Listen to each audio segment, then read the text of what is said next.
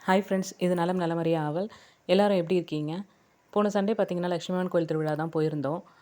திருவிழா ரொம்ப அருமையா இருந்துச்சு. அங்க எங்க மாமனார் வீட்டாண்ட போயிட்டு, அங்க கொஞ்ச நேரம் இருந்துட்டு, சாப்பிட்டுட்டு, மாமனார் பிரியாணி வாங்கி குடுத்தாரு.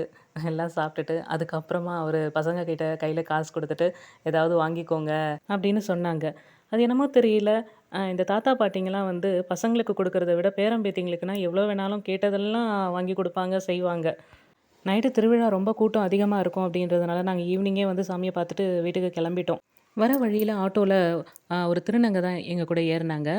ஆ நாங்க ஆட்டோலேருந்து இறங்குனதுக்கு அப்புறமா, நான் ரூ. 100 குடுத்தேன். ஆட்டோக்காரரு "சுத்தமா சேஞ்ச் இல்லம்மா" அப்படின்னு சொல்லிட்டாரு. உடனே அந்த பக்கத்துல இருக்க திருநங்கை வந்து, "நான் குடுத்துக்கிறேம்மா, நீங்க போங்க" அப்படின்னு சொன்னாங்க. "இல்ல வேண்டாங்க, சேஞ்ச் மட்டும் குடுங்கன்னு" சொல்லிட்டு ஆட்டோக்காரங்கிட்ட ₹20 குடுத்துட்டு நான் வந்துட்டேன்.